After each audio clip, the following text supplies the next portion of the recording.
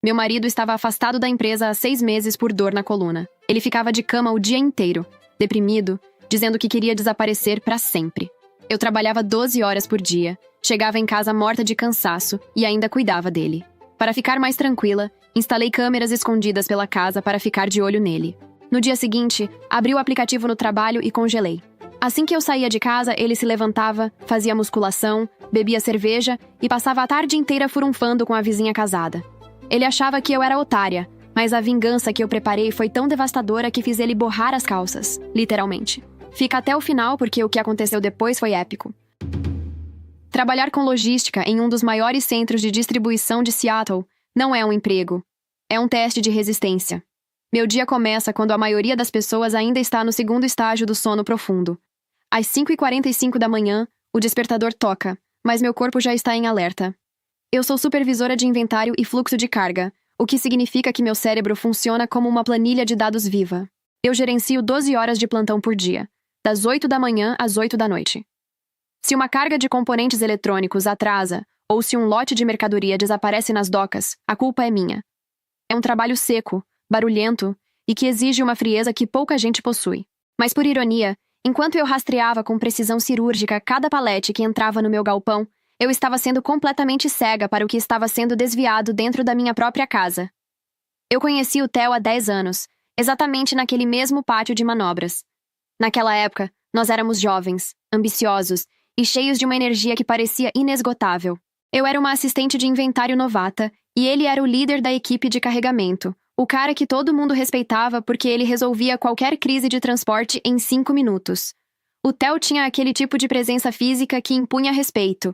Ele subia nas docas com uma agilidade incrível, conferia os lacres dos caminhões e gritava ordens com uma autoridade que me deixou fascinada logo de cara. Nós éramos uma dupla imbatível, o casal de ouro da logística. Nosso romance nasceu entre os intervalos de café e as trocas de turno. A gente se apaixonou dividindo sanduíches frios na hora do almoço, sentados em cima de caixas de madeira, planejando como iríamos dominar aquela empresa. Casamos 2 anos depois, e fiel ao nosso plano, compramos uma casa juntos e ambos subimos para cargos de supervisão. Tínhamos a mesma função, a mesma inteligência técnica e, o mais importante, 2 salários altos que nos garantiam uma vida que muitos invejariam. A gente não passava necessidade de nada. Tínhamos uma conta bancária sólida, uma casa confortável e planos que faziam meus olhos brilharem só de pensar. Uma residência de 5 quartos com vista para o lago e férias anuais de luxo, daquelas com cabine de primeira classe. O Theo era meu parceiro de vida.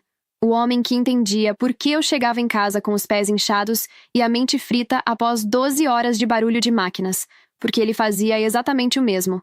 Mas, há cerca de 6 meses, a engrenagem perfeita que era o Theo simplesmente decidiu que não queria mais girar. Tudo começou com uma reclamação de dor lombar. No início, eu levei a sério, claro. Quem trabalha anos em pé em um galpão de concreto, subindo e descendo de docas, acaba pagando o preço uma hora ou outra. Mas o que começou como um incômodo leve escalou para algo assustador em poucas semanas. O Theo, que sempre foi um homem forte, de repente não conseguia mais amarrar os sapatos sem soltar um gemido que cortava o meu coração. Ele começou a frequentar médicos e voltava com diagnósticos que me deixavam apavorada. Ele falava com uma propriedade incrível sobre a própria condição, usando termos que eu mal conseguia repetir, como dor neuropática lancinante com irradiação para os membros inferiores, ou limitação funcional severa. Eu achava admirável o esforço dele em entender a própria doença. Eu pensava, nossa, ele está estudando tanto para tentar se curar. Como ele realmente tinha um desgaste mínimo em 2 discos da coluna, algo que o médico disse ser comum para a nossa idade e profissão, eu me apeguei àquilo. Para mim, aquele pequeno detalhe no exame de imagem era a prova de que o meu marido estava realmente quebrado. Eu via o Theo passar horas no computador, com a luz do monitor bem baixinha, e ele me dizia que estava procurando grupos de apoio ou tratamentos inovadores. Eu sentia uma dor profunda ao vê-lo ali, na penumbra, tentando achar uma saída para aquela agonia. Ele me convenceu o perito do trabalho e convenceu até os especialistas mais rigorosos de Seattle. Ele conseguiu o afastamento por doença, e com o laudo em mãos, a nossa vida de casal de sucesso foi enterrada. Minha rotina se transformou em um inferno de 14 horas diárias entre o trabalho e o trânsito pesado. Eu acordava no escuro, preparava o café da manhã dele com todo o cuidado e organizava os analgésicos fortes que ele jurava que eram os únicos que aliviavam os choques que sentia nas pernas. Eu saía às 7 da manhã e durante as 12 horas de plantão, Eu vivia em um estado de tensão constante. Eu corria de um lado para o outro no galpão, lidando com motoristas estressados e planilhas confusas, enquanto meu coração estava em casa. Eu me sentia culpada por estar saudável. Eu me sentia mal por conseguir caminhar rápido enquanto imaginava meu marido prostrado em uma cama, sofrendo. Às 20 horas, quando meu turno acabava, eu ainda enfrentava 1 hora de estrada para voltar. Eu chegava em casa às 21 horas, morta de cansaço, esperando encontrar um sinal de melhora no homem que eu amava. Mas a nossa casa era sempre um mausoléu. As cortinas da sala ficavam fechadas o dia todo porque, segundo o Theo, a claridade perfurava os nervos dele. Eu entrava no quarto e ele estava lá, jogado no escuro, com uma voz tão fraca que eu mal conseguia ouvir. Mel, é você? Ele murmurava, como se cada palavra fosse um esforço hercúleo. Desculpe por não ter feito nada hoje. Eu tentei levantar para lavar a louça, mas minhas costas travaram de um jeito que eu quase caí no chão. Eu me sinto um lixo por deixar tudo nas suas costas. Você trabalha 12 horas, sustenta essa casa, e eu sou só esse peso morto. Às vezes eu acho que o melhor era eu desistir de tudo, sumir deste mundo, para você poder ter um homem de verdade ao seu lado. Eu chorava toda vez que ouvia aquilo. Eu o abraçava, passava pomadas caríssimas nas costas dele e gastava fortunas com fisioterapeutas particulares que atendiam em domicílio e suplementos que ele via na internet e dizia que talvez dessem um jeito. Eu trabalhava 12 horas e, quando chegava, ainda fazia o jantar, limpava a casa e fazia massagem nos pés dele, pedindo desculpas por ele estar naquela situação. Eu vivia em pânico de chegar em casa e encontrar o Theo morto por causa da suposta depressão que a dor causava. Foi esse desespero absoluto que me fez procurar a minha irmã, Sarah. Sarah, eu não durmo mais, eu confessei, em prantos, durante um almoço rápido no galpão. Eu fico o dia todo imaginando o Theo tentando ir ao banheiro, caindo e ficando lá, jogado no chão, sem ninguém para ajudar. Eu preciso de câmeras em casa para ter paz, mas ele não pode saber. Ele já está com a autoestima no chão por causa da invalidez. Se ele descobrir que eu estou monitorando a casa como se ele fosse um incapaz, ele vai se sentir o pior dos homens. Sarah sempre teve um pé atrás com a doença repentina do Theo, então ela concordou na hora em me ajudar. Planejamos tudo para uma tarde de terça-feira, quando o Theo disse que faria um esforço sobre-humano para ir a uma consulta de acupuntura do outro lado da cidade. Sarah foi até lá e instalou 3 câmeras de última geração. Uma escondida atrás de um vaso de orquídeas artificiais na estante da sala, uma na cozinha, acima dos armários, e uma camuflada no despertador do nosso quarto. Tudo com áudio cristalino e ligado direto no meu celular. No dia seguinte, por volta das 15 horas, eu estava no meu escritório. O movimento estava calmo e eu resolvi abrir o aplicativo. Meu coração estava na boca. Eu só queria ver se ele estava dormindo em paz. O que eu vi me deixou sem ar e sem chão. As cortinas da sala estavam escancaradas, deixando a luz do sol inundar o ambiente. E o Theo? Ele não estava deitado. Ele estava no meio da sala, sem camisa, fazendo uma série de agachamentos com saltos explosivos. Ele estava ágil, forte, com os músculos das costas trabalhando perfeitamente, sem qualquer sinal de dor ou limitação. Ele parou o exercício, pegou o controle remoto e ligou o rádio em um volume altíssimo, começando a dançar enquanto ia até a cozinha. Eu o vi pela câmera da cozinha abrir a geladeira e pegar uma cerveja gelada, dando um gole longo e soltando uma risada de satisfação. Em seguida foi na sala e destrancou a porta de entrada. Poucos minutos depois, pela câmera da sala, eu vi a Chloe, nossa vizinha de porta, entrar na nossa casa como se fosse a dona. A Chloe é casada com o Marshall, um empresário do ramo de transportes que vive viajando. Ela entrou rindo e jogou a bolsa no nosso sofá. O Theo correu até ela, a pegou no colo com uma facilidade impressionante e a girou no ar. O beijo que eles trocaram foi carregado de uma vontade que eu não recebia há anos. E aí, meu grande sofredor? Ela perguntou, rindo e sentando no meu sofá. Como foi a atuação de hoje de manhã? Ah, o de sempre. Theo respondeu, com a voz clara, forte e cheia de deboche. Fiz aquele gemido de dor quando ela me ajudou a levantar, e a Melanie quase chorou de pena. Ela é muito ingênua, Chloe. Ela acredita em qualquer termo técnico difícil que acha na internet. Ainda bem que o Google existe. O Google foi a melhor invenção do mundo. Graças a ele eu tenho pensão garantida e o salário dela pra gente aproveitar. Às vezes tenho até dó. Ela é tão otária que chega a dar pena. Ela se mata de trabalhar 12 horas naquele galpão fedorento, enquanto a gente se diverte aqui. Eu olhei para a tela do meu celular e senti um ódio frio, calculado, começar a circular nas minhas veias. Eu não era apenas a esposa dele. Eu era a patrocinadora oficial de uma farsa grotesca. E o Theo estava prestes a descobrir que eu era uma supervisora excelente em lidar com cargas indesejadas. Eu continuei ali, sentada na minha cadeira ergonômica de supervisora, com os olhos fixos na tela pequena do celular, enquanto o mundo ao meu redor continuava girando. O som das empilhadeiras lá fora, o bip dos leitores de código de barras, as vozes dos motoristas no rádio, tudo parecia vir de outra dimensão. Naquela tela de 5 polegadas, a minha vida estava sendo estraçalhada em alta definição. Eu vi o Theo, o homem por quem eu chorei e rezei nos últimos 6 meses, abrir uma segunda cerveja com a Chloe. Eles se jogaram no meu sofá, aquele que eu paguei em 10 vezes no cartão, e começaram a planejar o resto da tarde deles como se eu fosse apenas um caixa eletrônico que por acaso morava naquela casa. Você não tem medo de algum dia ela chegar mais cedo sem avisar? Eu ouvi a Chloe perguntar, enquanto se aninhava no peito dele. A Melanie? Chegar cedo? Theo soltou uma gargalhada que me fez querer atravessar a tela e socar a cara dele. Chloe, aquela mulher é um relógio suíço. Ela tem orgulho de ser a primeira a chegar e a última a sair. Ela vive para aquele galpão. Se o mundo acabar, ela vai estar lá conferindo se o fim do mundo chegou no palete certo. Eu tenho pelo menos mais 5 horas de liberdade total antes de precisar colocar meu pijama de doente, fechar todas as cortinas e começar a gemer no escuro. Eu desliguei a tela. Eu precisava respirar. Meu estômago estava embrulhado e eu sentia uma vontade incontrolável de vomitar. Mas a frieza que o trabalho de logística me deu falou mais alto. Eu não podia surtar agora. Se eu desse um sinal de que sabia, ele fugiria ou tentaria virar o jogo. Eu precisava de provas. Eu precisava de cada detalhe daquela sujeira gravado na nuvem. Então, eu fiz o que faço de melhor. Eu gerenciei a crise.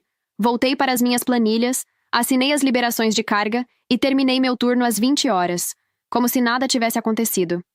Mas por dentro, eu já estava desenhando o diagrama do desastre dele. Nos dias seguintes, minha rotina mudou. Eu continuava acordando às 5h45 da manhã, preparava o café e deixava os remédios organizados na mesa.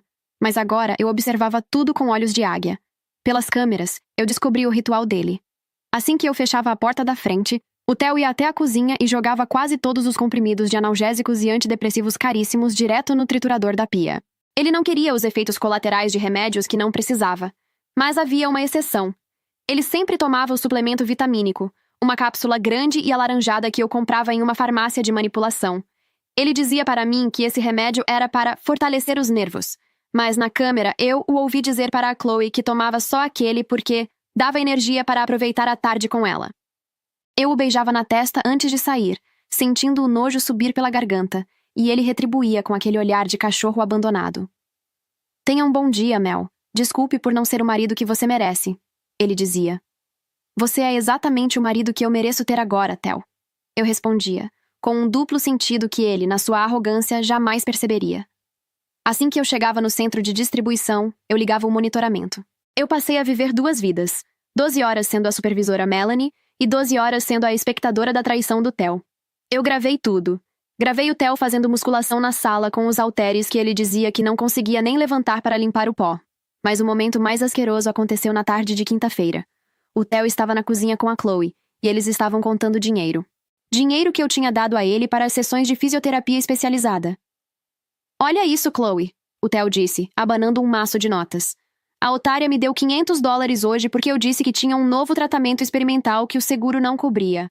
O que você acha de irmos naquele restaurante de frutos do mar que o Marshall nunca te leva? Eu acho perfeito. A Chloe respondeu, dando um beijo no pescoço dele. Mas me conta, como você faz com o psiquiatra? Ele não desconfia que você está bem demais? Theo sentou na banqueta da cozinha, com aquele ar de superioridade que agora me dava náuseas. Chloe, o segredo é o Google e a falta de tempo dos médicos. Eu passo as noites enquanto a Melanie acha que eu estou sofrendo, pesquisando os fóruns de peritos. Eu aprendi que se você mantiver o contato visual baixo, falar de forma lenta e descrever que sente uma anestesia emocional acompanhada de formigamento nas extremidades, eles anotam tudo sem questionar. Eu criei um personagem. Eu sei exatamente quais reflexos fingir que perdi. O Google foi a melhor invenção do mundo para quem não quer mais carregar caixa na vida. Eu assistia aquilo e sentia o ódio se transformar em algo sólido no meu peito. Ele não estava apenas me traindo. Ele estava insultando a minha inteligência. Na sexta-feira, por volta das 14 horas, a Chloe chegou na nossa casa com uma expressão diferente. Ela não estava rindo. Ela parecia nervosa. Quando o Theo apareceu na sala, a Chloe o segurou pelos braços. Theo, a gente tem um problema enorme, ela disse com a voz trêmula. Eu fiz o teste hoje. Theo, eu estou grávida. O silêncio na minha sala foi pesado. O Theo deu um passo para trás e se sentou no sofá, com os olhos arregalados. É impossível esse bebê ser meu porque a gente sempre usa preservativo, Chloe. Eu sou cuidadoso com essas coisas, eu não sou moleque. Você tem certeza que esse filho é meu? Você dorme com o Marshall toda noite, não dorme? Esse filho deve ser dele. Não tenta empurrar esse B.O. para cima de mim só porque eu estou aqui do lado. A Chloe parou de chorar na hora e olhou para ele com um ódio que eu quase consegui sentir através da tela. Sério, Theo? Você vai mesmo tentar essa cartada? A gente cansou de esquecer a proteção quando estávamos com pressa ou quando você queria se sentir mais livre. E o Marshall? O Marshall viajou 3 semanas atrás e só voltou ontem. A conta não bate para ele, mas bate certinho para aquela tarde de terça-feira em que você disse que a Melanie estava em uma reunião de diretoria e a gente passou o dia inteiro na cama dela. O Theo parou de andar e engoliu em seco. Ele percebeu que não tinha como fugir daquela responsabilidade, então a engrenagem de manipulador dele voltou a girar na velocidade máxima. Ele mudou o tom de voz, ficando mais calmo, mais acolhedor. Calma, Chloe. Eu só estou um pouco nervoso. Pensa comigo, ele disse, aproximando-se dela e segurando seus ombros.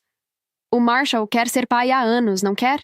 Ele viaja o tempo todo, é um homem ocupado. Se você contar para ele hoje, com esse olhar de felicidade, que está sentindo enjoos e que o milagre aconteceu, ele vai acreditar que o filho é dele. Ele não faz ideia de datas de ciclo ou qualquer dessas bobagens. Nós dois somos parecidos fisicamente. Ninguém nunca vai desconfiar de nada. O Marshall vai assumir esse bebê, vai dar uma vida de luxo para ele, e nós vamos continuar aqui, sendo vizinhos, aproveitando o dinheiro dele e a ingenuidade da Melanie. É o plano perfeito. O Marshall sustenta o filho, e a Melanie me sustenta. A gente ganha de todos os lados. Eles se abraçaram e começaram a rir. Eu desliguei o aplicativo de câmera e senti meu corpo tremer. Mas não era de medo. Era adrenalina. Liguei para a farmácia de manipulação que já atendia a nossa família há anos. Preciso de um lote de emergência de laxante concentrado em cápsulas. Eu disse para a atendente, com a voz mais neutra do mundo. Mas tenho uma exigência específica. As cápsulas precisam ser da cor laranja vibrante, pode ser? O farmacêutico garantiu que por uma taxa extra de urgência, o pedido estaria pronto no fim da tarde. Saí do trabalho um pouco mais cedo, passei na farmácia e peguei o frasco. Cheguei em casa às 21 horas e, como já era de costume nos últimos meses, o ambiente era de um silêncio sepulcral e um escuro absoluto. Parecia que eu estava entrando em um mausoléu, e não no lar que eu construí com tanto suor. Mas naquela noite, eu não estava com pena. Eu estava com pressa. Fui direto para a cozinha, pisando o mais leve que meus pés inchados permitiam. Peguei o frasco original de suplementos do Theo que estava sobre a bancada. Com um movimento rápido e silencioso, abri a tampa e despejei todas as vitaminas verdadeiras no lixo, enterrando-as bem fundo sob os restos de comida para que ele nunca as visse. Em seguida, peguei o pote que trouxe da farmácia de manipulação e despejei as cápsulas de laxante dentro do frasco original de suplemento. Recoloquei a tampa e deixei o pote exatamente no mesmo lugar, com o rótulo virado para a frente. Agora, a armadilha estava armada e ele não teria como desconfiar de absolutamente nada. Fui até o quarto, liguei o abajur e olhei para aquele rosto de mártir. Oi, meu amor? A voz dele veio fraca, fingindo aquela agonia de sempre. Nossa, que dor nas costas hoje. Parece que tem alguém apertando minha coluna com um alicate. Tadinho de você, Theo. Eu disse acariciando o cabelo dele com um nojo que eu precisava esconder. Descanse agora. Amanhã cedo eu te dou sua vitamina e você vai se sentir muito melhor. A noite passou devagar, mas eu não conseguia dormir. Eu ouvia a respiração pesada dele ao meu lado e só conseguia pensar no quanto ele devia estar rindo de mim por dentro. Às 5h45 da manhã, o despertador tocou. Levantei, preparei o café e, como fazia todos os dias, levei o suplemento novo para ele na cama, antes de sair para o galpão. Aqui, querido, toma logo 2 cápsulas para te dar mais energia, eu disse, entregando o copo de água gelada. O Theo, ainda sonolento, engoliu as 2 bombas relógio de uma vez, sem desconfiar de nada. Obrigado, Mel. Você cuida tão bem de mim. Não sei o que seria da minha vida sem você. Imagina, querido. Eu que não sei o que faria sem você. Espero que hoje você comece o dia renovado. Respondi, dando um beijo leve na testa dele, que agora me dava arrepios. Fechei a porta da casa às 7h da manhã. Enquanto eu dirigia em direção ao centro de distribuição, eu não sentia cansaço. Sentia uma calma assustadora. Eu sabia que, em algumas horas, O peso que ele sentia ia sair de um jeito que ele nunca mais esqueceria. O sábado amanheceu com aquele céu cinzento e pesado, típico de Seattle, mas para mim, o ar parecia mais leve do que nunca. Eu acordei às 5h45 da manhã, como sempre, mas não senti o peso habitual do cansaço nas minhas costas. Eu me sentia elétrica. Eu observava o Theo dormindo o sono dos justos, ou melhor, o sono dos canalhas que acham que são mais espertos que o mundo. Ele não tinha ideia de que a cápsula de suplemento que eu deixei ao lado do copo d'água eram, na verdade, uma bomba biológica preparada com precisão farmacêutica para destruir a única coisa que ele ainda prezava, a sua imagem de homem superior. Saí de casa às 7 horas da manhã, dando aquele beijinho de despedida na testa dele que agora me causava náuseas físicas. Tome seus remédios e aproveite o dia, querido. Espero que hoje você se sinta melhor, eu disse. E ele, na sua arrogância monumental, apenas resmungou um agradecimento sonolento.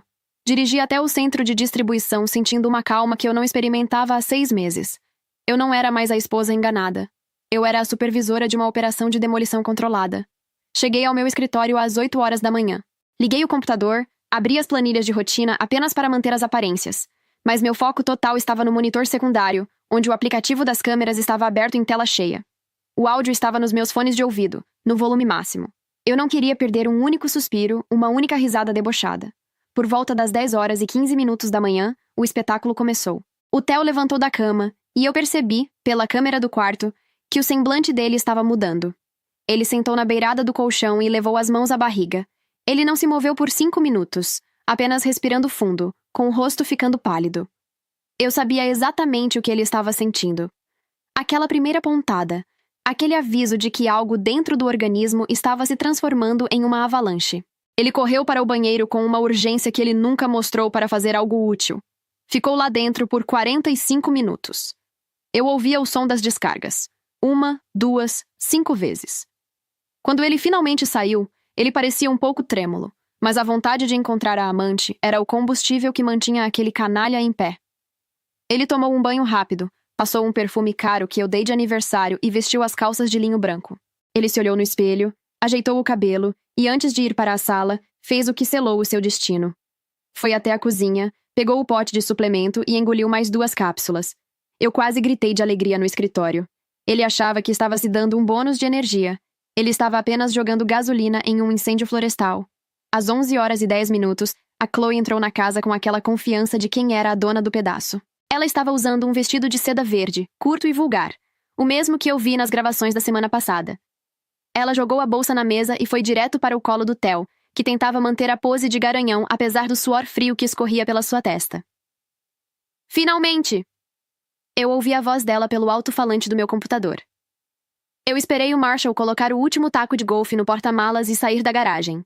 Ele foi encontrar aqueles amigos de negócios no clube e disse que vai passar a tarde inteira lá, provavelmente bebendo e fechando contratos. Temos a tarde toda só para nós, meu sofredor favorito. Ao ouvir aquilo, meu sangue gelou, mas não de medo. Era o combustível da minha vitória. Se o Marshall achava que teria uma tarde de negócios, ele estava muito enganado. Ele teria uma tarde de revelações. No segundo em que a Chloe terminou a frase, eu peguei o meu celular com as mãos firmes. Meu coração batia a 120 batimentos por minuto, mas minha mente estava fria como gelo. Disquei o número do Marshall e esperei o primeiro toque.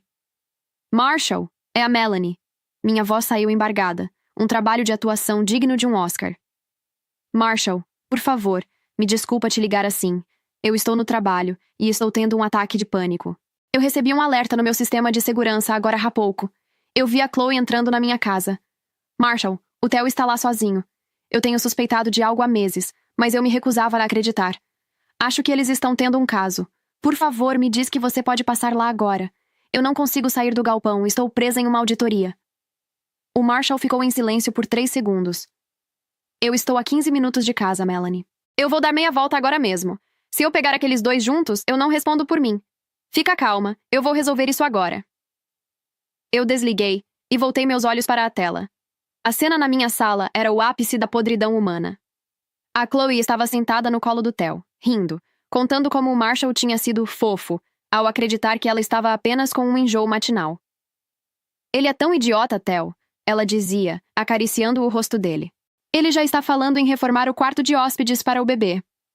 O Theo tentou rir, mas eu vi a careta de dor atravessar o rosto dele. ele se contorceu levemente no sofá. A Chloe começou a beijá-lo com vontade, e o Theo, tentando manter a pose de garanhão, a puxou para mais perto. Mas eu sabia que o corpo dele estava em guerra. Ele estava lutando contra as leis da natureza. Enquanto isso, na câmera da frente, eu vi o SUV do Marshall freando bruscamente na calçada. Ele saiu do carro como um touro enfurecido, caminhando em direção à porta com os punhos cerrados. O Marshall não tocou a campainha uma vez só. Ele esmurrou a porta. Sheloy! Theo! Abram essa porta agora! Ele gritou lá fora. Dentro da sala, o pânico foi instantâneo. O Theo deu um pulo. O susto foi o choque final que o esfíncter dele não conseguiu suportar. O som que saiu pelos meus fones de ouvido foi algo que eu nunca vou esquecer. Um estampido úmido, violento, uma explosão de tudo o que havia de podre dentro dele. A calça de linho branco foi tingida instantaneamente por uma mancha escura e pastosa, que se espalhou como veneno, atingindo o vestido de seda da Chloe e o estofado do meu sofá. Meu Deus, Theo, que cheiro é esse? O que você fez? A Chloe berrou, saltando de cima dele com uma expressão de nojo absoluto, olhando para o próprio corpo sujo pela imundície do amante. Nesse exato momento, o Marshall arrombou a porta da frente, que estava apenas encostada. Ele entrou na sala esperando encontrar um flagrante de traição, mas o que ele encontrou foi uma cena de horror escatológico. Ele parou no meio da sala, cobrindo o nariz com a mão, olhando para a esposa seminua e para o vizinho, que estava paralisado no sofá, com os olhos esbugalhados, enquanto o desastre continuava a acontecer de forma incontrolável. Mas que porcaria é essa? O Marshall rugiu, o rosto vermelho de ódio e repulsa. Eu vim aqui para te matar, Theo, mas você já é um cadáver apodrecido em vida. Chloe, sua vagabunda, eu confiava em você. Marshall, me escuta, eu posso explicar. A Chloe tentou se aproximar chorando, mas o Marshall deu um passo para trás com um nojo visceral. Não chega perto de mim. Você é asquerosa, ele gritou. Acabou, Chloe. Pega suas coisas e some da minha casa agora. Eu vou pedir o teste de DNA assim que essa criança nascer. E se for desse verme, eu vou garantir que você não receba 1 centavo de pensão. A Chloe saiu correndo pela porta, tentando se cobrir, soluçando de uma humilhação que nem 1000 banhos poderiam apagar. O Marshall olhou para o Theo, que ainda estava sentado no sofá, incapaz de se mover sem causar mais destruição. E você, Theo? O Marshall rugiu com as veias do pescoço saltadas e os punhos cerrados, parecendo que ia avançar a qualquer momento. Olha para você, seu verme. Eu juro que minha vontade era te encher de porrada, te quebrar inteiro por ter encostado na minha mulher. Mas eu não vou sujar as minhas mãos em você. Você se cagou inteiro só de me ver entrar pela porta, seu covarde asqueroso. O flagrante de você assim, desse jeito, já é castigo suficiente. Eu não aguento ficar mais 1 segundo neste cômodo. O cheiro dessa casa está parecendo uma fossa aberta que acabou de explodir. Você é um lixo, Theo. Um lixo completo. Eu vou garantir que Seattle inteira saiba quem você é e o que aconteceu aqui hoje. O Marshall deu as costas com um gesto de puro desprezo, protegendo o nariz com a gola da camisa, e saiu batendo a porta com tanta força que o som pareceu o ponto final definitivo daquela farsa grotesca. Eu estava tremendo, mas era uma tremedeira de satisfação pura, uma descarga de dopamina que nenhuma promoção no trabalho jamais me deu. O gênio do Google tinha sido desmascarado da forma mais degradante que a mente humana poderia conceber. Ele não tinha mais amante, não tinha mais o respeito do vizinho, e em poucas horas não teria mais nada além de uma calça de linho arruinada. Meu celular vibrou na mesa logo em seguida. Era o Marshall. Respirei fundo, forcei um tom de voz choroso e atendi. Melanie. A voz dele estava rouca, carregada de um ódio que mal cabia no peito. Você tinha razão. Eu peguei os dois. Eu sinto muito que você tenha que passar por isso. Eu acabei de expulsar a Chloe da minha vida. Meu Deus, Marshall. Eu não consigo acreditar. Eu solucei, fingindo o papel da esposa traída até o fim. Acredite. E olha, Melanie, um conselho de amigo e vizinho. Antes de você colocar os pés na sua casa hoje, contrata a melhor equipe de limpeza pesada que Seattle tiver. O seu marido é um verme tão covarde que ele se cagou inteiro, literalmente, no meio da sua sala quando eu entrei. Ele sujou seu sofá, seu tapete. O cheiro de fossa está insuportável. Eu ia dar uma surra nele, mas tive tanto nojo que nem consegui chegar perto. Sinto muito, de verdade. Você não merece isso. Obrigada por me avisar, Marshall. Eu vou dar um jeito. Eu respondi, desligando o telefone com um sorriso que ia de orelha a orelha. Ouvir da boca do vizinho que o Theo era um porco asqueroso foi melhor do que qualquer bônus salarial. Ele agora não era apenas um traidor. Ele era o homem que virou piada para o Marshall. E o Marshall, eu sabia bem, não era de guardar segredo. Em 24 horas, todos os nossos contatos em comum saberiam do incidente. Passei o resto da tarde cuidando da parte burocrática. Fui à sala do diretor e entreguei o pendrive com todas as provas da fraude de Theo. Os vídeos dele levantando peso, a confissão sobre as pesquisas no Google para enganar os médicos e as risadas sobre receber a pensão sem trabalhar. O diretor assistiu a tudo com uma expressão de choque e fúria. Isso é crime federal, Melanie. Nós vamos processá-lo por cada centavo desviado, ele afirmou. E você tem todo o nosso apoio para o que precisar. Cheguei em casa mais cedo, às 17 horas. O cheiro de desinfetante barato tentava, sem sucesso, mascarar o odor de esgoto e de fracasso que impregnava as paredes, mas o ar ainda estava denso, difícil de respirar. O Theo estava sentado no chão da cozinha, enrolado em um cobertor velho e manchado, com o rosto inchado e vermelho de tanto chorar. Ele parecia ter envelhecido 20 anos em uma única manhã. Assim que me viu, ele começou a soluçar, tentando desesperadamente montar a última farsa da sua vida miserável. Mel, você não sabe o que aconteceu. Foi horrível. Ele gaguejou, forçando uma voz de vítima. Eu estava na sala, tentando fazer um exercício da fisioterapia para as costas, e do nada, eu apaguei. Eu desmaiei, Mel. E quando eu acordei, eu estava daquele jeito, todo sujo.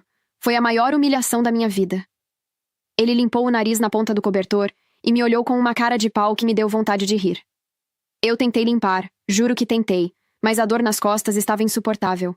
Eu quase desmaiei de novo. Mel, por favor, me ajuda. Eu não consigo limpar o sofá nem o tapete, está tudo um desastre. Você precisa me ajudar a limpar isso. Eu estou sentindo muita dor. Eu fiquei ali, parada, olhando para aquele trapo humano. A frieza que tomou conta de mim era quase reconfortante. Chega, Theo, eu disse, com a voz tão cortante que ele parou de chorar na mesma hora. Corta o teatro, eu já sei de tudo. Não adianta mais fingir que você é a vítima dessa história, porque eu assisti ao seu show em alta definição.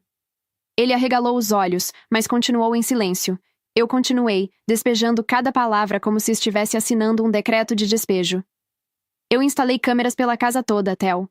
Pedi para a minha irmã me ajudar com isso há semanas, porque eu queria garantir que você estivesse bem enquanto eu me matava de trabalhar 12 horas por dia. E o que eu vi? Vi você fazendo musculação, vi você contando o meu dinheiro, vi você e a Chloe planejando o golpe da gravidez no Marshall, em cima do meu sofá. Eu vi o desmaio que você teve quando o Marshall arrombou a porta. Eu vi a sua alma apodrecendo em tempo real. O rosto do Theo mudou. A máscara de coitadinho caiu e deu lugar a uma expressão de puro ódio. Você me vigiou? Sua louca! Você planejou isso! Ele gritou, tentando se levantar, mas o cobertor o prendia. Você estragou a minha vida por vingança. Você chamou o Marshall para me humilhar. Você é doente, Melanie. Eu não estraguei nada, Theo. Você se destruiu sozinho. Eu só puxei a descarga, respondi, sem alterar o tom de voz. A propósito, eu já falei com o nosso chefe. A farsa do seu seguro-doença acabou. O jurídico da empresa já está preparando o processo para você devolver cada centavo que roubou nesses 6 meses. E eu já falei com o meu advogado. O divórcio sai, com ou sem a sua assinatura. Ele ficou possesso, o rosto retorcido de raiva. Você vai me deixar sem nada? Com essa dívida? Eu sou seu marido! Você é um perdedor, Theo, eu disse, olhando-o com um desprezo que vinha do fundo da minha alma. Eu não sei em que momento você virou esse homem podre, ou se você sempre foi assim e eu fui cega demais para perceber. Mas quer saber de uma coisa? Eu estou saindo agora, e vou deixar você exatamente onde você merece estar, sozinho, no meio dessa casa cagada, com a sua própria sujeira para limpar. Virei as costas enquanto ele gritava insultos atrás de mim. Parei e disse: A propósito, Theo, a empresa já cancelou seu benefício e o governo vai bater aqui na sua porta na segunda-feira. O Marshall já expulsou a Chloe e ela deve estar em um hotel barato, amaldiçoando o seu nome e talvez arrependida de estar grávida de um perdedor. Mel, eu não tenho dinheiro, ele implorou. Dá um Google, Theo. Tenho certeza de que você vai conseguir se virar. Fui até o quarto, preparei uma mala com minhas roupas e itens básicos e caminhei em direção à porta da frente. Eu não olhei para trás. Cada passo que eu dava para fora daquela casa era 1 quilo de lixo que eu deixava para trás. Entrei no carro e dirigi direto para a casa da Sarah. Quando estacionei na frente da casa dela, eu não chorei. Eu apenas respirei o ar puro de Seattle e senti pela primeira vez em muito tempo que eu estava finalmente limpa. A minha primeira noite na casa da minha irmã Sarah foi regada a um silêncio que eu já não conhecia mais. Eu deitei na cama de hóspedes e pela primeira vez em 6 meses meu estômago não deu voltas. Mas enquanto eu recuperava o meu sono, a engrenagem que eu montei lá no trabalho começou a moer a vida do Theo com uma precisão industrial. Eu não queria apenas o divórcio. Eu queria o inventário completo da destruição dele. O primeiro embate aconteceu no Tribunal de Família, 2 meses depois do incidente. O Theo teve a audácia de aparecer usando um colar cervical e caminhando com o apoio de uma bengala, tentando vender para o juiz a imagem de um homem destruído pela dor e pelo abandono da esposa cruel. Ele sentou-se na cadeira com um suspiro teatral, fazendo caretas a cada movimento, enquanto o seu advogado, um sujeito com um terno barato que parecia 3 números maior que ele, começou a ler uma petição de pensão alimentícia. Eles queriam que eu pagasse $5.000 mensais para manter o padrão de vida dele, alegando que a crise de saúde sofrida na sala de casa o tinha deixado com sequelas psicológicas e físicas permanentes. Eu olhava para o Theo e sentia um nojo que nem as palavras conseguem descrever. Ele não me encarava. Mantinha os olhos baixos, fazendo o papel de mártir. Quando o juiz perguntou se eu tinha algo a dizer, meu advogado apenas abriu o laptop. Ele não disse uma palavra. Apenas deu o play no vídeo da quinta-feira anterior ao flagrante. Na tela grande do tribunal, o Theo apareceu erguendo halteres de 20 quilos, rindo com a Chloe e fazendo agachamentos que nenhum homem com problema de coluna conseguiria realizar. Depois, o vídeo mudou para a cena dele contando o maço de notas que eu tinha dado para a fisioterapia. O silêncio no tribunal foi ensurdecedor. O juiz tirou os óculos, olhou para o Theo por cima da bancada e perguntou com uma voz gélida: "O senhor gostaria de explicar esse milagre da medicina ou prefere que eu encaminhe este vídeo diretamente para a promotoria pública agora mesmo?" O Theo ficou da cor de um papel sulfite. O pedido de pensão não foi apenas negado. Ele foi ridicularizado. O juiz determinou que o divórcio seria litigioso, mas que o Theo não teria direito a 1 centavo do meu patrimônio pessoal, das minhas contas de poupança ou dos meus bônus de desempenho. Mas o problema maior para ele era a casa. Nós compramos aquele imóvel juntos, 8 anos atrás. Foi o meu maior orgulho, mas agora era um elefante branco manchado. O juiz ordenou a venda imediata para a partilha de bens. Metade para cada um após a quitação das dívidas pendentes, dizia a sentença. O Theo deu um sorriso de canto de boca. Ele achava que, mesmo perdendo a pensão, sairia com uma bolada.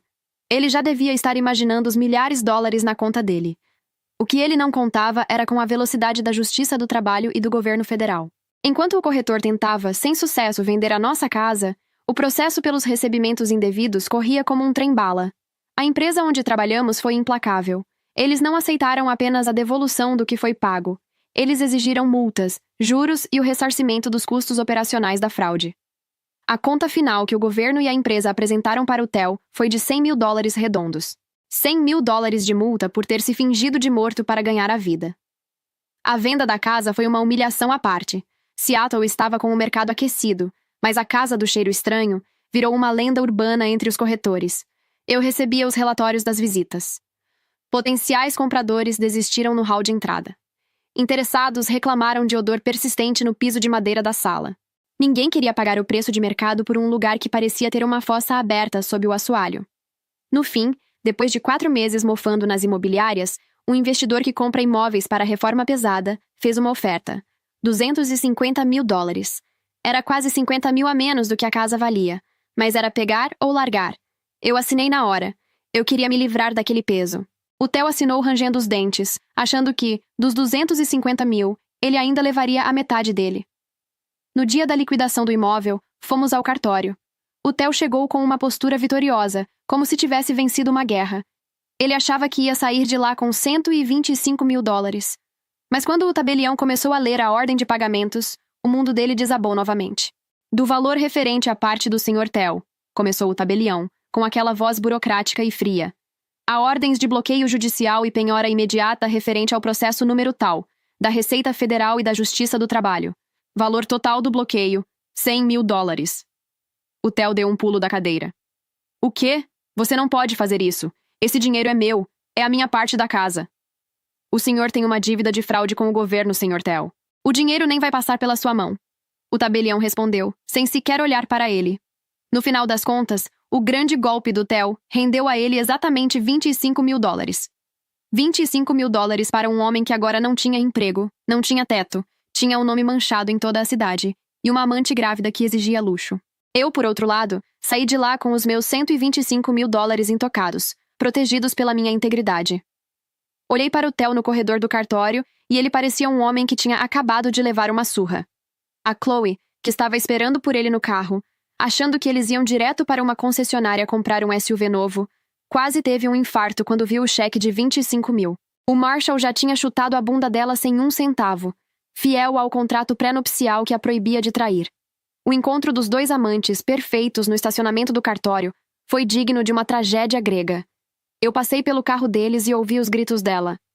25 mil? É só isso que você vale, Theo? Eu destruí o meu casamento com um empresário por causa de 25 mil dólares. Sem opção, sem crédito e sem amigos, já que o Marshall fez questão de contar para todo mundo que o Theo se cagou no flagrante, os dois foram obrigados a se unir na miséria. Eles alugaram um apartamento minúsculo de um quarto num subúrbio industrial de Seattle, onde o barulho dos trens impede qualquer um de dormir. É um lugar que cheira a mofo e a desespero. O Theo agora enfrenta a realidade que ele tentou evitar a vida toda. Ele não consegue nenhum emprego que pague mais do que $2.000 por mês. Com o seu histórico de fraude federal e a reputação manchada, as portas dos escritórios se fecharam permanentemente para ele. Agora, o mestre da manipulação sobrevive apenas de trabalhos informais, recebendo a diária em dinheiro, sem qualquer vínculo ou segurança.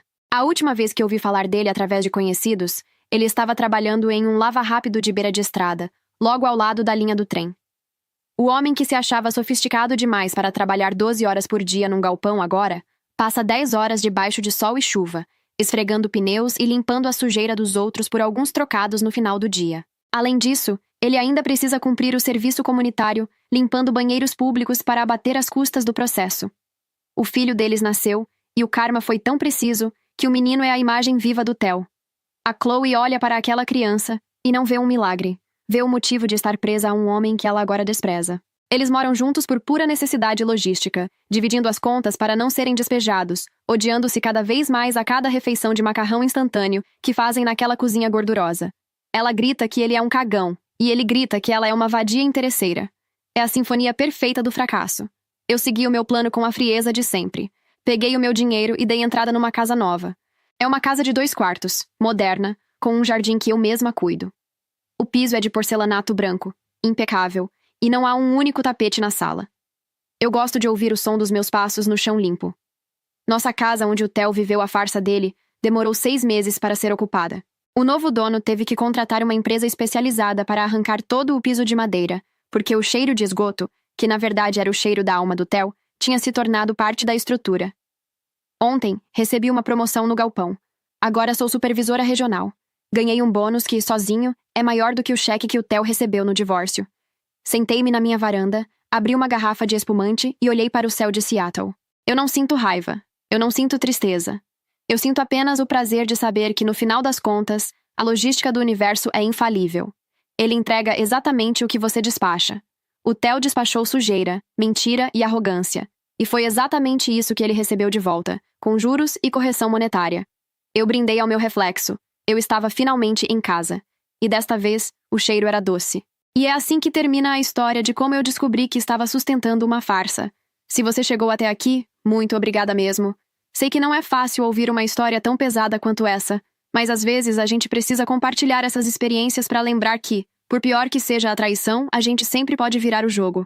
Se você gostou dessa história, deixa aquele like porque ele ajuda muito o canal a crescer e chegar em mais pessoas. E se inscreve também, porque aqui eu trago histórias de superação, vingança e justiça toda semana. Um beijo grande. Fica com Deus e até a próxima história.